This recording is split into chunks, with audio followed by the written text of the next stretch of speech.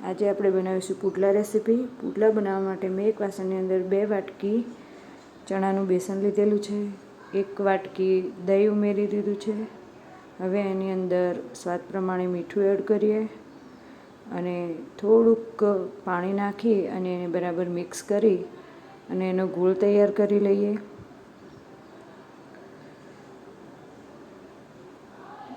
બરાબર મિક્સ થઈ જાય એટલે હવે એને 10 થી 15 મિનિટ માટે રેસ્ટ આપી દઈએ।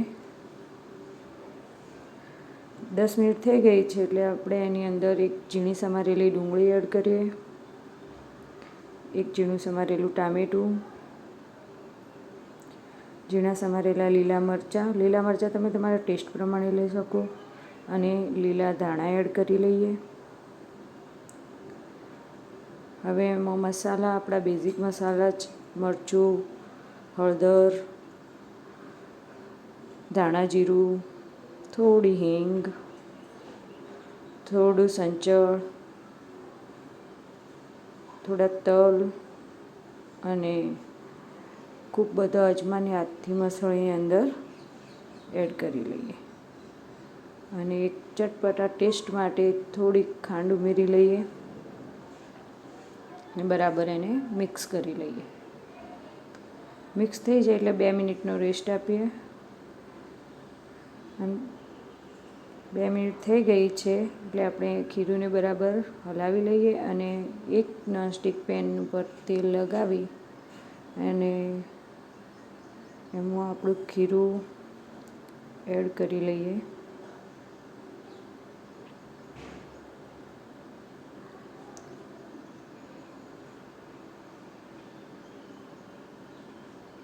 બંને બાજુથી ક્રિસ્પી થાય એવા પુડલાને આપણે બરાબર શેકી લઈએ, અલટ પલટ કરતાં એને બરાબર ધીમી આંચ ઉપર શેકી લઈએ।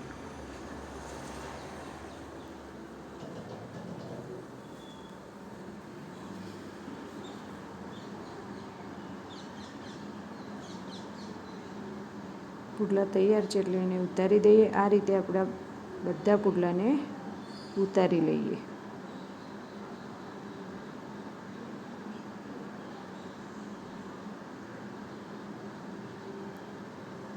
ચટપટા અને હેલ્ધી નાસ્તો કહેવાય એવા પુડલા આપણા તૈયાર છે। તમે પણ ટ્રાય કરજો, ખૂબ મસ્ત બને છે।